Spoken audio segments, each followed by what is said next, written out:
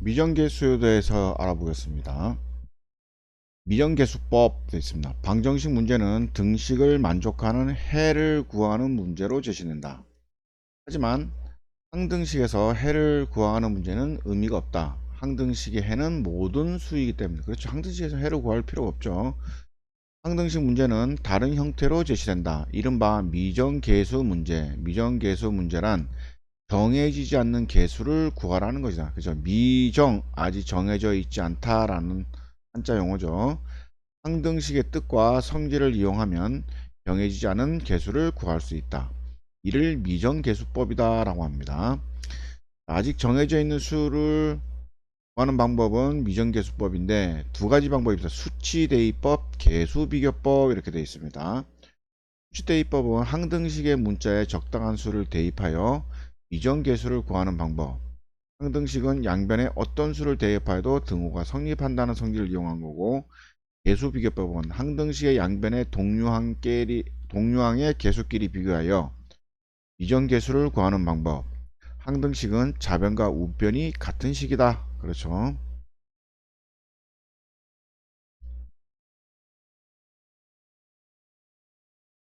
수치대입법, 계수비교법 모두 유용한 미정계수법이다.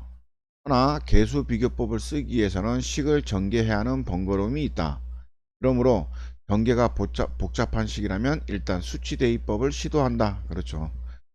자, 항등식임을 나타내는 여러 가지 표현법이 있습니다. 어간모임이라 하는 것은 뭐냐면 어간모임 이런 글자가 있으면 항등식이다 라는 얘기입니다.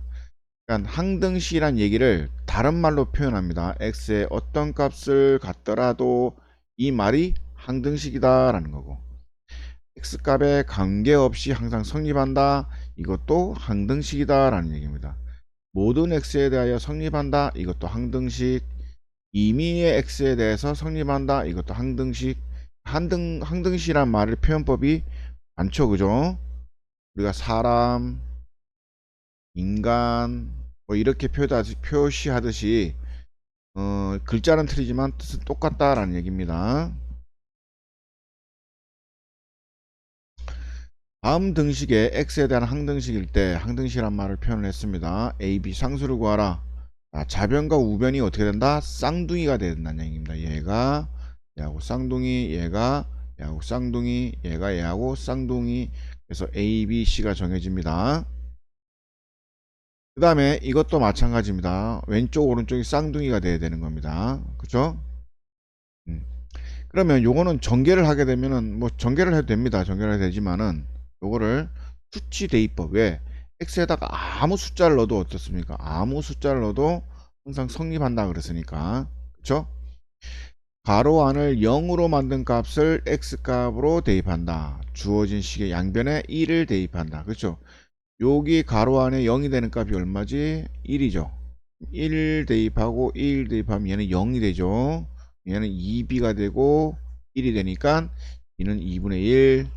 그러니까 1을 대입하는 건 이유는 여기가 0이 되기 때문에 계산이 좀 더 그렇죠. 간편해집니다. 간편해져서 이렇게 얘기하는 겁니다.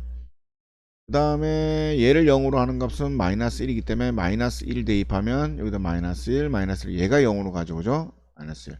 그래서 a는 2분의 1 이렇게 구하고 있습니다. 그래서 수치대입법이 편합니다. 자, 항등식이란 말이 있죠. 그래서 요 값을 풀어라 라고 되어 있습니다. 그죠?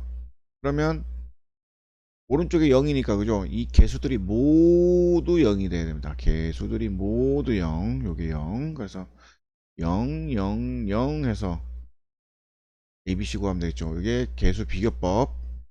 그 다음에 요 부분,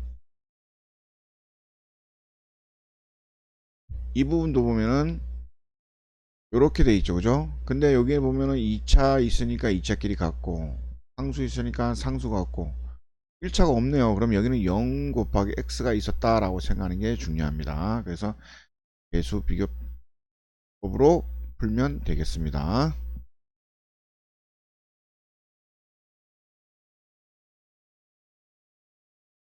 쭉 항등식이다라는 말이 있어요. 그죠? 그러면 어떡하라? 여기다가 0 되는 값, 여기다 0 되는 값 찾아야 되겠죠. 그럼 1하고 2입니다. 1을 대입해서 b 값 구하고 2를 대입해서 a 값 구하고 됐죠. 개수비교법으로도 풀 수가 있습니다. 그치. x는 x끼리 묶고 x가 없는 것끼리 묶어서 얘하고 얘가 같으면 되겠다. 아니 얘하고 얘하고 같으면 되겠다. 얘하고 얘하고 같으면 되겠다 해서 구했죠. 그 다음에 연립해서 a 값 b 값 구해도 됩니다. 이 방법이 훨씬 쉽죠.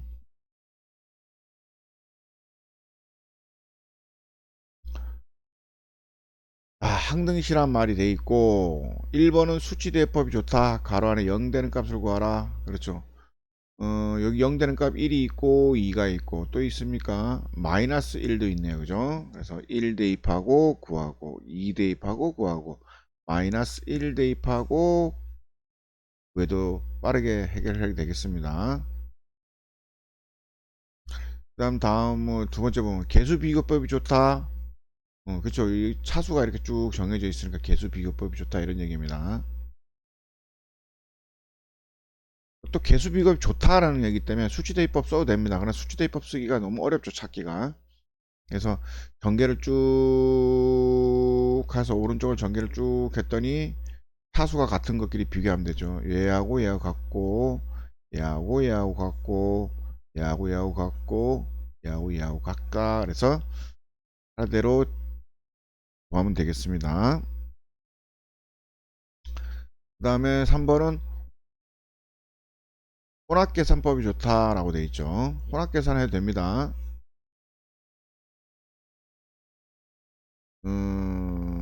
뭐가 혼합계산인가 보자. 음. 지금 양변의 최고차의 개수를 비교해 보면 얘는 2x 제곱이죠. 그렇죠? 그럼 여기 2x 제곱이 나올 게 여기서는 x밖에 안 나올 거고 여기서 제곱이 두 개 나오겠네요. 그죠? 그래서 a는 2 바로 구하면 되겠습니다. 그 다음에 이걸 0 되는 값 마이너스 1 있으니까 마이너스 1 대입해서 c 구하고 또 마이너스 2 대입할 수 있겠네요. 마이너스 2 대입해서 대입한 다음에 b 구한다. 이렇게 보시면 될 것 같습니다.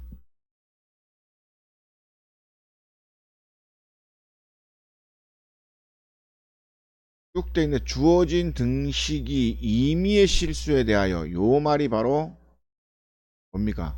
x에 대한 항등식입니다. 항등식. x에 대한 항등식이다 그러면 x꼴로 바꾸는 게 중요합니다. x가 있는 것끼리 묶고 x가 없는 걸 하고 오른쪽은 0의 꼴로 만드는 게 중요합니다. 그래서 얘를 다 전개돼 있네요 이미. 그럼 x가 있는 거 하고 x가 없는 거 이렇게 바꿔서 오른쪽 0 돼 있으니까 얘도 0 얘도 0 이렇게 둬서 하면 되겠죠. 그럼 k는 2니까 2 대입하면 k 값 y 값 구할 수 있겠습니다. 두 번째 k 값에 관계없이 그러면 k에 관한 항등식입니다. 그럼 k로 묶어내야 됩니다. k가 있는 거하고 없는 거하고 그렇죠? 그럼 요 k가 있는 거하고 없는 거를 이렇게 묶었죠. 다 전개를 해야 됩니다. 전개해서 kx, 2x, 3y, ky, 마이너스 5. 그러면 k가 있는 것끼리 묶고 없는 것끼리 묶고 오른쪽을 0을 만듭니다. 그럼 얘가 0, 얘가 0 이렇게 되겠죠. 그래서 x는 5, y는 5 이렇게 구하는 겁니다. 그러니까 모든 실수 x에 대하여 요 말이 딱 나왔으니까 이것도 항등식이라는 얘기입니다. 그럼 얘를 전개하면 얘가 된다는 얘기죠. 그러니까 이 식하고 이 식이 똑같다는 얘기입니다. 이때 A10, A9, A8 지금 보니까요 개수들 구하라는 얘기죠. 개수들 구하라는 얘기니까 1이라는 숫자는 1의 n제곱도 1입니다. A 곱하기 1해도 A입니다. 이렇게 써 있지만은 얘가 A 곱하기 1이라는 겁니다. 그래서 유용한 성질이 있어 다양한 문제 속에서 매직 넘버의 역할을 한다. 자, 1의 n승이라는 얘기는 1의 제곱도 1, 1의 세제곱도 1, 1의 100제곱도 1 이런 얘기라는 얘기입니다. 상에 따라서 달리 쓰면 된다는 얘기죠. 자, 일단은 얘를 전개한 것이 얘기 때문에 항등식입니다. 그러니까 왼쪽에 x 값하고 x를 넣었을 때 값하고 오른쪽에 x 값을 넣었을 때 같다는 얘기죠. 그러면 x에다 1 넣어볼게. 1 넣어보면 다 1 넣어보면 우리가 구하고자 하는 요 개수들만 남죠. 그죠? 그러면 왼쪽에도 1 넣었더니 2 빼기 1은 10승. 그러니까 1의 10승은 1이 되겠죠. 그러니까 이 개수를 다 합하면 1이다 라는 걸 한 번에 구할 수 있다 이런 얘기입니다. 네, 여기까지 하겠습니다.